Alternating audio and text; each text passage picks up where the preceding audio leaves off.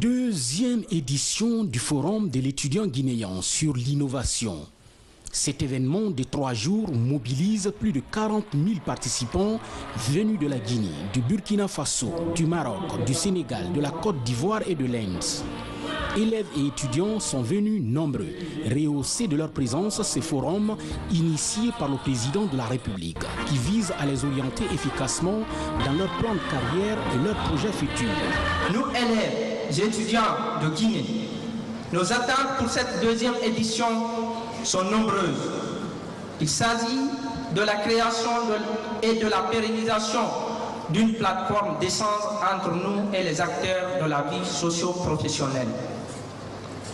La disponibilité du Wi-Fi dans nos institutions d'enseignement supérieur, l'équipement de nos bibliothèques numériques et livresques, la pérennisation de l'Observatoire national des métiers, l'institutionnalisation des cadres d'accompagnement visant à édifier les étudiants sur les choix des offres de formation proposées par les différentes institutions d'enseignement supérieur du pays. Et faire de cette deuxième édition du Forum de l'étudiant guinéen une opportunité pour accroître les partages d'expériences entre les universités guinéennes au bénéfice des étudiants guinéens. Ce présent événement permettra sans nul doute aux élèves et étudiants, tout en respectant les spécificités de chacun, de parler d'une seule voix, dans le but de défendre l'intérêt de la communauté scolaire et estudiantine, afin de qualifier davantage le système éducatif guinéen, en pleine mutation aujourd'hui. L'objectif du Forum de l'étudiant guinéen est de mettre en rapport, comme on l'a dit tout à l'heure, les étudiants, les futurs bacheliers, avec les institutions d'enseignement supérieur, aussi bien guinéennes qu'étrangères, d'où la présence de ces universités étrangères qui sont parmi nous. Ça, c'est d'une part. Et d'autre part, les acteurs de la formation, afin d'obtenir les informations sur les programmes, les conditions d'admission et d'orientation, les cursus, les diplômes proposés et les débouchés. Et enfin, c'est de créer le contact direct entre les entreprises, futurs employeurs, et les étudiants, les élèves et les jeunes diplômés guinéens. C'est à ce titre d'ailleurs que nous avons invité notre ami Didier Akouete, président, directeur général de AfriSearch, qui est le plus grand cabinet de recrutement sur l'Afrique. Donc il s'agit de regrouper tout ce monde dans un même cadre durant 3 jours, comme je le disais. Donc tout cela dans le but de les orienter efficacement dans leur plan de carrière et leurs projets futurs. En effet, la qualité de la formation et de l'apprentissage reste notre premier défi à relever et retrouver rapidement et dépasser même le niveau de qualité qui faisait jadis la réputation de notre système éducatif. Poursuivant l'objectif de qualifier notre système d'enseignement, le ministère de l'Enseignement supérieur et de la Recherche scientifique a créé, grâce au décret présidentiel, récemment l'Agence nationale d'assurance qualité qui a entre autres missions l'amélioration et le suivi du contenu des enseignements dispensés dans nos universités. Le gouvernement continue à œuvrer pour donner à nos étudiants, nos élèves, des enseignements de qualité en prenant sa part de responsabilité dans la construction de grandes infrastructures qui conditionnent la promotion des secteurs performants de notre économie. Mon département salue tous les efforts du président de la République visant à renforcer la politique des réformes et des grands travaux d'infrastructures amorcés depuis plusieurs années. Les travaux de rénovation, d'aménagement et les grands investissements entrepris dans nos universités, particulièrement à l'université Gamal Abdel Nasser de Conakry, à l'université de l'Abbé, à l'Institut supérieur agronomique de Farana, à l'Institut supérieur des sciences vétérinaires de Dalaba, à l'Institut supérieur de technologie de Mamou et ailleurs, et bientôt dans un futur proche l'université de Sanfonia, ainsi que la transformation de l'Institut supérieur des mines et de géologie de Bokeh, de la faculté des sciences et techniques de santé en école d'excellence. tous seront poursuivis pour rehausser l'image de l'université guinéenne dans son ensemble. Qualifier le système éducatif guinéen à travers une refonte totale, c'est l'ambition affichée par le président de la République. D'où l'organisation de cette deuxième édition du Forum de l'étudiant guinéen sur l'innovation. Je tiens d'abord à souhaiter la bienvenue à nos amis venus de loin ou de près, l'Inde, le Maroc, le Sénégal, le Burkina et la Côte d'Ivoire. Je dis à nos frères africains qui sont chez eux, et j'espère que le ministre fera en sorte qu'ils se sentent chez eux. Voilà plusieurs années que nous avons entrepris des réformes structurelles du système éducatif de notre pays. Ces réformes commencent à porter des fruits, mais ce n'est pas encore suffisant. Nous voulons parler de l'université aujourd'hui, mais avant d'arriver à l'université, il faut passer à l'école primaire et au lycée. C'est ce qui conditionne la qualité de l'enseignement supérieur.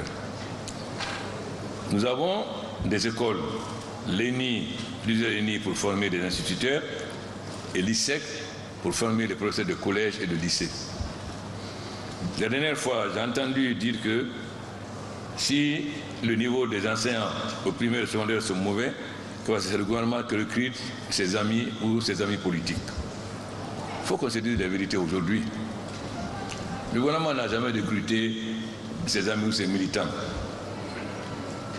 Comment nous avons nous retrouvé avec des enseignants qui n'ont pas le niveau? Il faut poser la question à la CNTG, à l'USTG.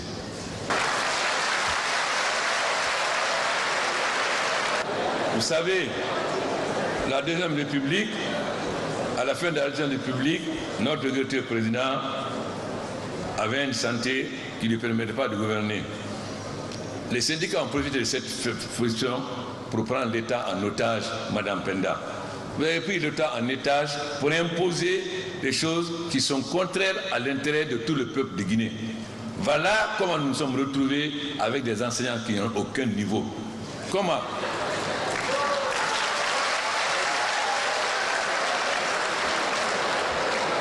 C'est la CNTG et l'USTG qui nous dit qu'il faut recruter tel enseignant. Je vais vous donner deux cas.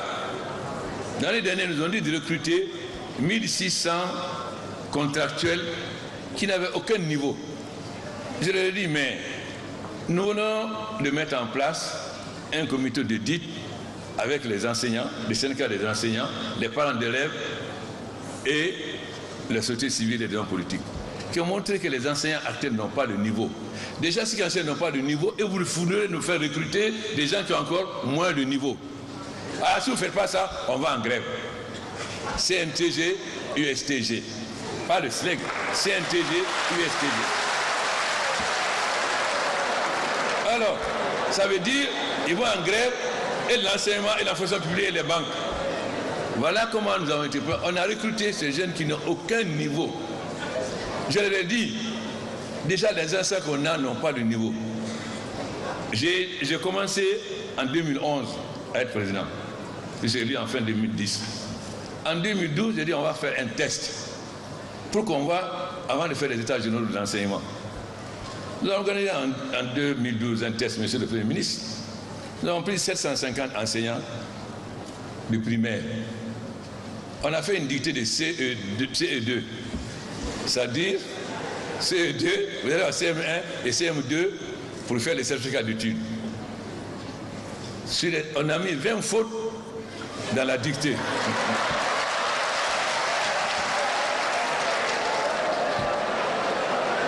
Et sur les 750 enseignants, 75% ont été incapables de trouver ces 20 fautes. Et sur les 75%, 25% ont ajouté des fautes supplémentaires. Voilà la situation en 2012. Évidemment, comme en 2012, après les élections, l'opposition occupait la rue, concernant pourquoi on ne travaille pas. On avait le PPTE. Non, on ne pouvait pas, on était faible, on était obligé d'accepter les conditions des syndicats. Comment voulez-vous qu'on se batte pour avoir des PPTE quand d'un côté l'opposition dans la rue, de l'autre côté les syndicats menacent de faire grève? Voilà comment ils nous ont amenés à recruter des gens qui n'ont aucun niveau. Alors les parents d'élèves doivent se poser la question, n'est-il pas mieux d'avoir une année blanche et de recruter des enseignants sortis de l'ISEC et le LENI que de faire des enseignants qui enseignent des enfants qui n'ont aucun niveau et qui vont former des chômeurs. On doit se poser la question. Pour qu'on ne soit plus pris en otage par les syndicats, il faut que les parents d'élèves commencent à réfléchir. À quoi ça sert de former des enfants qui n'ont aucun niveau? Vous gaspillez l'argent pour former des enfants à l'école, ils sortent qui n'ont aucun niveau. Voilà concrètement les débats que nous allons faire aujourd'hui dans le monde. En Guinée, pourquoi j'ai décidé qu'il y ait les états généraux de l'enseignement, afin que le peuple connaisse la vérité. Comment les enseignants sont recrutés, qui nous les a imposés, comment. Ça, c'est l'enseignement primaire et secondaire. Sans compter que nous n'avons pas d'école maternelle. L'école maternelle, c'est ce qui permet aux enfants de commencer à s'entraîner. Donc, avant d'arriver au supérieur, désormais, après les états généraux, les enseignants ne seront recrutés que s'ils sont de l'ENI ou de l'ISEC.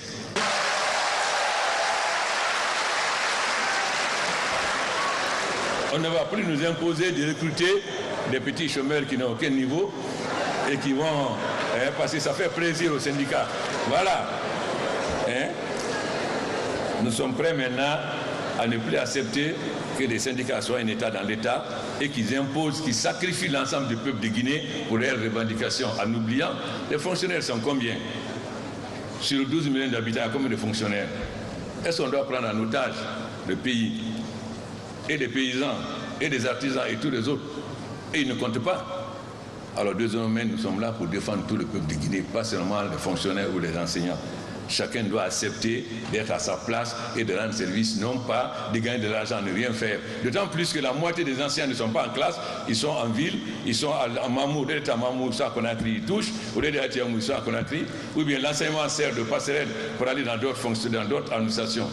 Ils gagnent des avantages des enseignants qui ne sont pas à l'école. C'est pourquoi nous sommes en train de faire le recensement biométrique de tous les enseignants. Ensuite, après, on fera un test.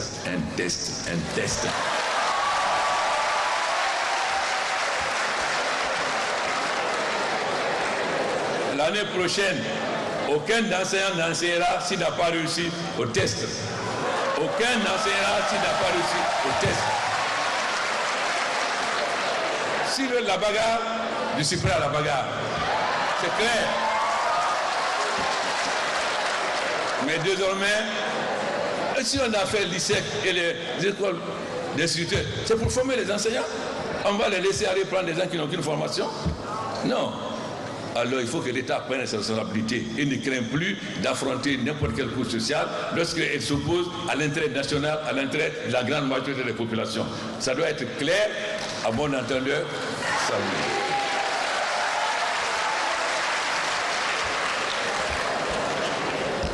Au niveau de l'enseignement supérieur, nous avons beaucoup d'handicaps. Il faut reconnaître que la Première République a eu à un moment donné une bonne politique qui consistait à envoyer dans les grandes écoles tous les lauréats des écoles. Ça nous a permis de former des cadres de haut niveau. Mais on a abandonné cette politique. Aujourd'hui, nous avons des cadres bien formés. Malheureusement, ils sont à l'âge de la retraite. Ils ont été formés par la Première République. En dehors de cela, nous n'avons pas beaucoup de cadres. Le grand problème de la Guinée aujourd'hui, c'est le problème des ressources humaines. Les ressources humaines. C'est ça notre grande faiblesse. D'où la nécessité d'avoir des universités performantes. Il est fondamental que nous qualifions mieux nos universités afin de pallier à ces absences de ressources humaines. Heureusement, deux choses nous sauvent aujourd'hui. D'abord, nous avons beaucoup de cadres guinéens à l'extérieur qui ont une bonne formation, qui acceptent de rentrer aujourd'hui, même s'ils touchent moins qu'ils touchent à l'extérieur. Et aussi maintenant, il y a les nouvelles technologies. Mais le gouvernement doit prendre ses responsabilités. Vous entendez parler tout à l'heure, votre représentant, parler d'orientation.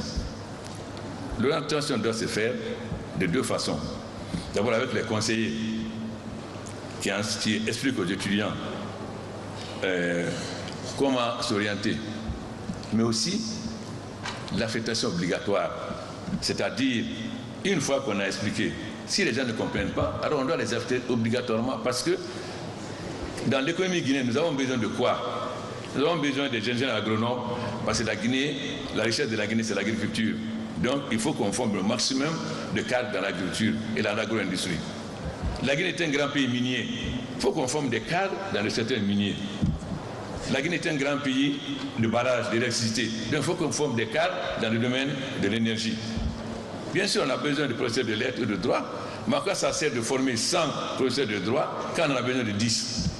Et de former 10 ingénieurs en énergie ou en mine quand on a besoin de 100. Donc il faut dans un premier temps, conseil, éducation.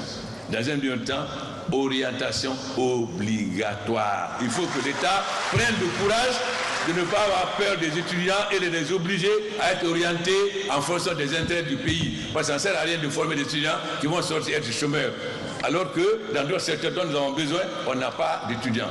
Donc, dans un premier temps, pédagogie, explication. Si ceux qui ne seront pas et n'accepteront pas cela, alors on les aide en fonction de leurs capacités, en fonction des moyens qu'ils ont. S'ils sont forts en physique ou en chimie, on sait si on les aide en fonction de cela.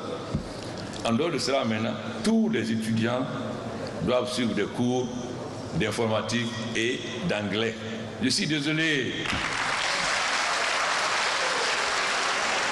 Je suis désolé, mon cher ami ambassadeur de France, mais je suis obligé de le dire. Parce qu'aujourd'hui, les nouvelles technologies... Les nouvelles technologies aujourd'hui, tout le monde parle anglais. Vous savez, j'ai fait des remarques à mes amis à Davos. J'ai dit, mais on nous dit de défendre la francophonie. Mais vous venez à Davos, vous parlez en anglais. Comment voulez-vous défendre la francophonie?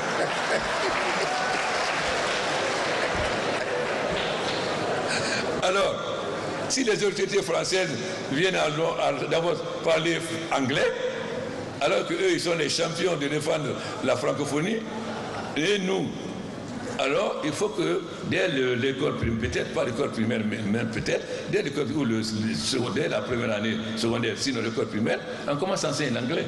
Sinon, on sera défavorisé. Nous avons beaucoup de bourses qu'on nous donne de l'Inde, du Japon, etc. Il faut parler anglais. Lors de mon séjour au Japon, j'ai quand même dit au gouvernement japonais, n'est-ce pas, Excellence, mais il me semble que la langue au Japon, c'est pas l'anglais, c'est le japonais. Pourquoi?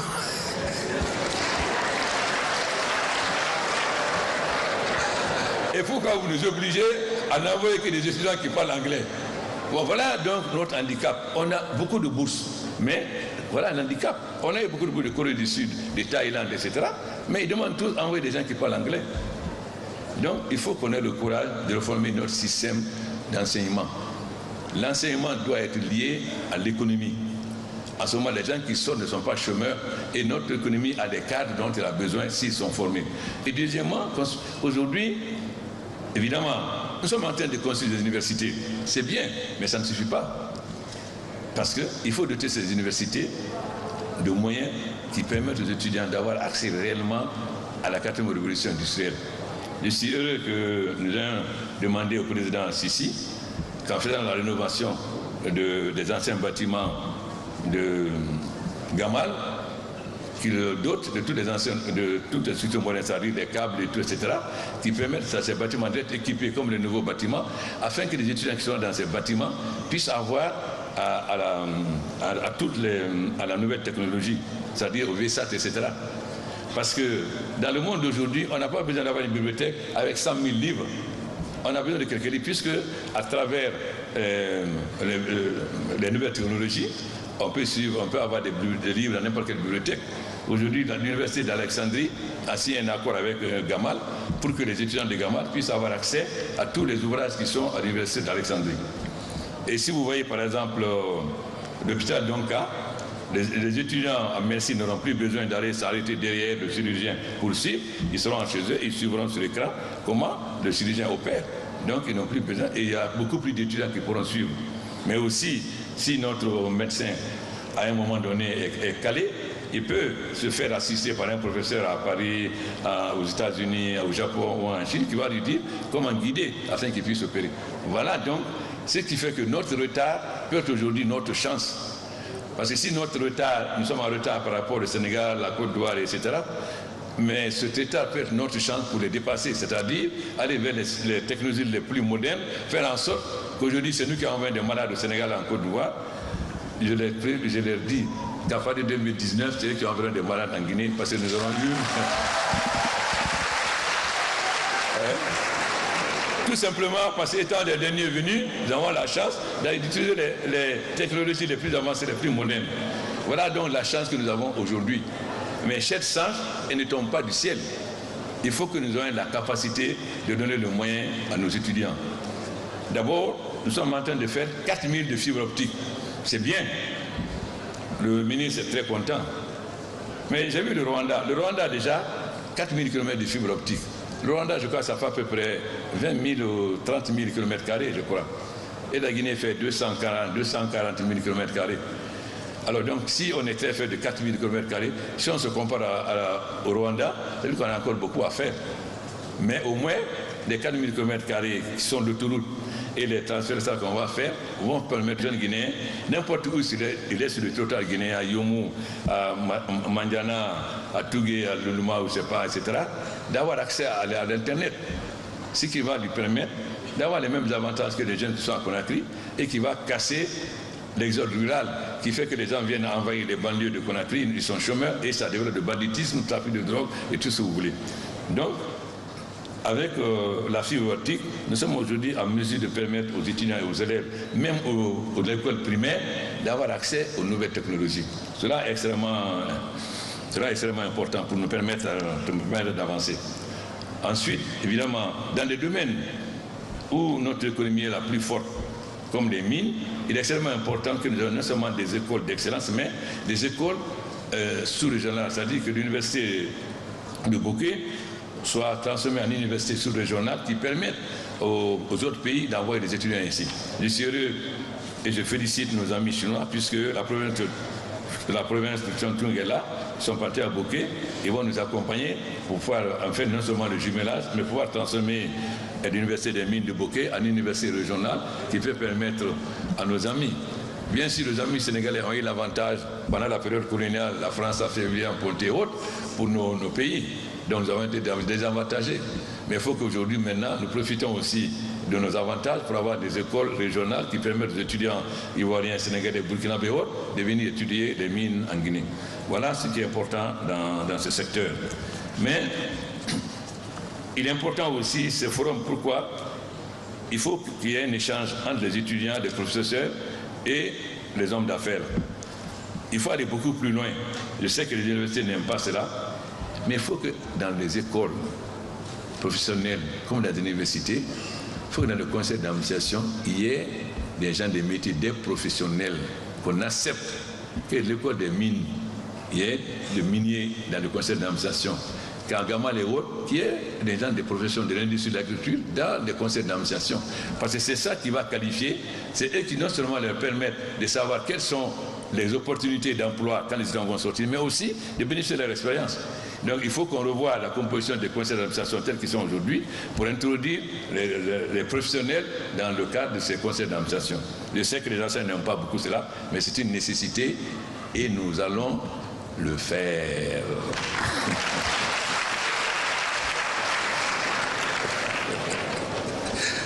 Voilà donc ce que je voulais vous dire et encourager ces forums d'échange. Notre ambition est de faire aujourd'hui que l'éducation guinéenne, l'enseignement guinéen soit un modèle dans la sous-région. Pas parce qu'on est meilleur que les autres, mais parce que notre retard nous permet, en allant vers les technologies les plus avancées, de dépasser les autres. Parce que c'est notre retard, puisque c'est comme si vous avez, en France par exemple, les maisons avec l'amiante. Bon, aujourd'hui vous êtes obligé de vous battre pour enlever l'amiante, parce que c'est mauvais pour la santé. Nous qui venons, nous savons cela. Donc, nous faisons des maisons où il n'y a pas d'amiante. Ou bien, le Japon, où il y a des tremblements de terre, donc vous faites des maisons qui tombent. Aujourd'hui, avec les nouvelles technologies, nous pouvons faire des maisons qui résistent aux tremblements de terre. Donc, ce n'est pas parce que nous avons plus de mérite que les autres, mais c'est parce que notre retard, qui était un handicap, peut nous permettre aujourd'hui d'être les plus avancés à cause des nouvelles technologies et de l'avancée de la science. Voilà ce qui est important. J'explique bien, parce que les Guinéens ont le nationalisme étroit. Ils vont dire maintenant, le président a dit qu'on est meilleur que les autres. C'est pas ce que j'ai dit, hein. Vous voyez, par exemple, nous avons la journée des paysans à 0,12 et 13. J'ai vu dans le programme échange d'expériences, etc. Je demandais, mais vous avez invité les Marocains, vous avez invité les Français, vous avez invité les Ivoiriens, vous avez invité les Ghanéens, les Camerounais, vous avez fait l'échange d'informations avec qui? Avec qui? Entre Guinéens? Et ça, c'est l'échange d'expérience. Voilà le nationalisme étroit des Guinéens. Voilà le nationalisme étroit. Quand on veut faire l'échange d'expérience, on fait avec les autres pour bénéficier de leur expérience. Non pas croire que sur notre nombril, qu'on est les meilleurs en tout, donc on va être entre nous, on va faire l'échange d'expérience. Non. Donc je suis heureux que vous ayez fait venir nos frères d'autres pays, surtout des gens qui viennent de l'Inde, etc., du Maroc, pour échanger l'expérience avec eux. C'est ça qui va nous enrichir. Kemisti, le premier ministre des Affaires étrangères de l'Algérie, M. Bembela, disait « Enrichissons-nous de nos différences ». Donc ces différences doivent nous servir à nous enrichir. C'est pourquoi, chaque fois que nous devons organiser de tels événements, nous devons faire participer nos amis des autres pays, afin qu'ils viennent nous bénéficions de leur expérience, mais aussi qu'ils tirent les bénéfices de ce que nous faisons en Guinée aujourd'hui. Donc, il faut que nous soyons ouverts, fiers, mais ouverts et modestes. Ce que je dis des étudiants, nous sommes décidés à mettre à la disposition des étudiants toutes les conditions pour que l'éducation en Guinée soit parmi les meilleures dans le monde. En dehors de ce que nous allons faire, dans l'accord stratégique avec la Chine, nous avons la condition de 4 grandes universités, les Symphonia, l'ABI, notre université, l'ABI, Kankan, Zéro-Corée. Un autre de notre point faible aussi, c'était l'enseignement professionnel. Parce que tout le monde ne va pas à l'université. Mais là aussi, on était très en retard. Grâce à nos amis marocains qui sont venus faire l'audit de notre enseignement professionnel. Et c'est bon d'ailleurs qu'on diffuse qu'on diffuse le résultat de cet audit pour que les Guinéens voient réellement à quel niveau était leur enseignement professionnel. C'est important que les gens connaissent la vérité. Mais les Marocains ne sont pas arrêtés là. Ils nous ont accompagnés pour transformer notre enseignement professionnel. Aujourd'hui, notre enseignement professionnel sera parmi les plus performants. Mais si ça reste entre nous, on peut dire, comme notre peuple, en majorité, n'a pas été à l'école des Blancs, en français ou anglais, sont en langue, donc ils vont être trompés. Mais il faut qu'ils sachent exactement où nous étions et où nous sommes aujourd'hui. Alors, c'est facile quand j'entends dire, oui, il n'a pas consenti l'université. Mais moi, j'ai été là en 2011, fin 2010, le gouvernement a été formé en 2011. Mais en 2011, 2012, le policier était tout le temps dans la rue. Malgré ça, on a eu le PPTE. Ensuite, on a eu le Bola pendant 2 ans. Tout le monde sait ce que le Bola a fait à notre économie. Mais malgré cela, nous avons encore avoir des réalisations qui ont été faites sur la République.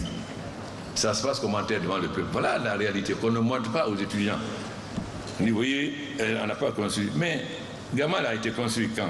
Les universités ont été construites quand? Pourquoi? Si les gouvernements passés avaient fait des choses, nous, si on vient, on fait d'autres. On ne va pas faire ce que les autres n'ont pas fait. Hein? J'ai dit au président Maki, vous êtes content que Wade ait fait l'autoroute? Parce qu'avant, pour aller pour sortir de Dakar, c'était la Corée de la Bannière. C'est bien aujourd'hui qu'il y ait le nouvel aéroport. C'est bien qu'Alassane ait 2 millions de cacao ou de café, etc. Mais ça a été fait avant. Et nous, de quoi on a hérité en Guinée? En 2011, de quoi nous avons hérité? Voilà la vérité qu'il faut dire aussi aux gens. Qu'on ne parle pas comme ça, sans savoir d'où nous venons. Quand un étranger venait ici, il faisait une nuit, il partait. Vous passez une nuit au Novotel, le lendemain vous partez, tout le monde sait cela. Donc, il faut qu'on ne mente pas à la jeunesse. Il faut que la jeunesse connaisse son histoire. Malheureusement, les jeunes Guinéens ne sont pas curieux. Ils ne cherchent pas à savoir quelle est l'histoire de notre pays. Qu'est-ce qui s'est passé pendant des années? Pendant la période coloniale, après la période coloniale, qu'est-ce qui s'est passé? Parce que l'histoire d'un peuple a tous des aspects positifs et négatifs. Parce que c'est l'expérience du peuple. Et je n'ai jamais négatif à 100%. Bien sûr, nous avons combattu la colonisation, ça nous a fait s'ouvrir. Mais la colonisation a eu des aspects positifs, il n'y a pas que des aspects négatifs. Donc, lorsqu'on est responsable, on élimine les aspects négatifs et on continue les aspects positifs. Malheureusement, on n'a pas cette habitude en Guinée. En Guinée, on a l'habitude de faire table rase. La première république est venue, tous les blancs ont fait, c'est mauvais, allez, chut. C'est comme quelqu'un qui lave le bébé, au lieu de jeter l'eau sale, il jette l'eau sale, le bébé avec l'eau sale. Non, il faut faire de nouveau un nouveau bébé. Voilà la première république. La deuxième république est venue avec le Fonds monétaire, non, c'est l'étatisme, etc. Allez, il faut balayer tout ça. Les entités d'État, les banques, allez, tout privatiser. Donc, on a jeté le bébé avec le du bébé, on a recommencé à zéro. Mais, pendant la période coloniale, les Guinéens ont travaillé. Pendant la période, les Guinéens ont travaillé, donc il y a l'excellence du peuple. Donc, l'histoire, ce n'est pas seulement des dirigeants, c'est aussi le travail du peuple. Le travail du peuple ne peut pas être négatif à 100%. Donc, il faut que nous apprenions à étudier notre histoire et à voir qu'est-ce qui est positif, que nous continuons ce positif, et qu'est-ce qui est négatif, dont nous devons nous débarrasser. Ce que je disais hier aux traditionalistes, souvent on dit oui, on fait ça parce que nos ancêtres l'ont fait, nos grands-pères l'ont fait. Mais je leur ai demandé, est-ce que ton grand-père avait des téléphones portables? Est-ce que ton grand-père, quand il venait de Kankan ou là-bas à Conakry, est-ce qu'il venait par avion? Donc, c'est à nous aussi à encourager les traditionalistes. Parce qu'on dit que notre peuple est analphabète. Il est analphabète en français, en anglais ou en espagnol. Il n'est pas analphabète dans sa langue. Donc, d'où l'importance de privilégier les langues nationales. Pas Coca, Lola, comment ça s'appelle là? Pas Coco Lala, hein? Pas Coco Lala, mais de former des enseignants, d'avoir des syllabaires, afin que les gens puissent, dans l'ère nationale, avoir accès au savoir. Aussi, nous devons tenir compte des avantages de la Guinée. J'ai vu que vous avez un centre de plantes médicinales à Conakry. Mais est-ce qu'il n'est pas mieux d'avoir ce centre à Massanta, ou à Forêt des Yamas, on a toutes ces plantes médicinales? Est-ce à Conakry ou c'est à Massanta? Il faut réfléchir, monsieur le ministre de l'Enseignement supérieur. Il faut tenir compte des avantages dans un pays, voir concrètement quelle université doit être où. Je suis content que vous ayez certains à Tolo ou à Farana, mais il faut voir aussi quels sont les avantages. Ensuite, à quoi ça sert que nos chercheurs fassent des recherches dans la médecine si nos hôpitaux n'utilisent pas ce qu'ils découvrent? Et surtout, si les gens qui trouvent n'ont pas de brevet. J'ai expliqué aux traditionnalistes hier que la force de la médecine chinoise, c'est d'allier la médecine traditionnelle avec la médecine moderne. En Afrique, nous avons de très bonnes connaissances en médecine pour soigner. Mais comme la personne qui soigne, c'est son gagne-pain, en Europe, aux États-Unis, en Chine, partout, quand vous développez quelque chose, vous avez le brevet. Donc le brevet vous permet d'avoir accès à une rémunération et de transmettre à vos enfants, parce que vous avez le brevet. Mais ici, celui qui connaît en médecine traditionnelle, il est obligé d'en faire quelque chose de mystérieux. Parce que si c'était breveté, il faut le transmettre. Donc, il connaît la plante qui va guérir. Vous allez chercher. Mais il va vous dire non. Il faut que ça soit à 1h du matin, au clair de lune, etc., pour aller chercher. Pourquoi? Parce qu'il en fait un mystère. Parce que c'est son gagne-pain. S'il le découvre, il n'a plus rien. Par contre, si c'était breveté, il ne l'aurait pas fait. Voilà pourquoi nous devons nous appuyer sur les traditionnalistes pour les aider à ce que leurs connaissances soient transformées en brevet, pour que ceux qui connaissent en médecine viennent renforcer notre système de santé. Il faudrait-il qu'on n'ait pas de complexe. Je viens de voir qu'ils font des médicaments contre le paludisme. Mais les médecins, qu'est-ce qu'ils prescrivent à l'hôpital? Je n'ai jamais vu des médecins guinéens prescrire les médicaments à fabriquer contre le paludisme. Alors comment voulez-vous les encourager à faire le paludisme si nous avons le complexe des médicaments qui sont faits en Europe, en Asie ou aux États-Unis? Non. Il faut donc un changement total de mentalité. Perdre ce complexe de l'Occident ou de l'Orient, avoir confiance en nous-mêmes et en nos capacités. Cela veut dire que nous devons utiliser ce que nous produisons.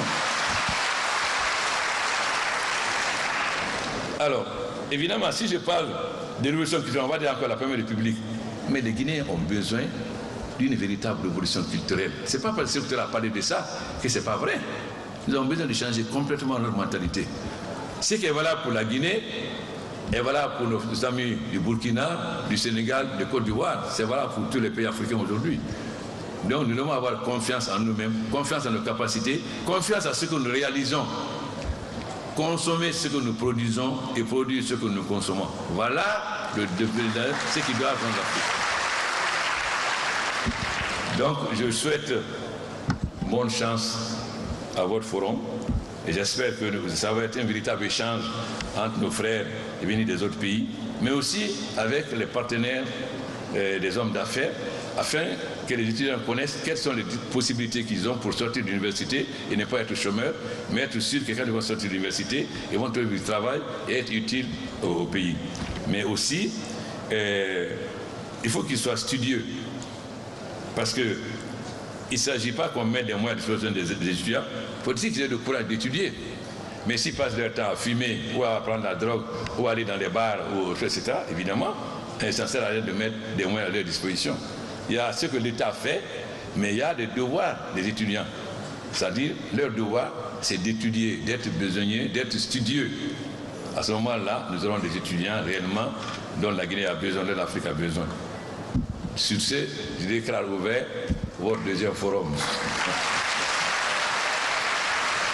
Pendant 3 jours, élèves, étudiants, chefs d'entreprise et enseignants vont échanger sur plusieurs questions liées à l'orientation de l'étudiant vers un choix en adéquation avec sa formation.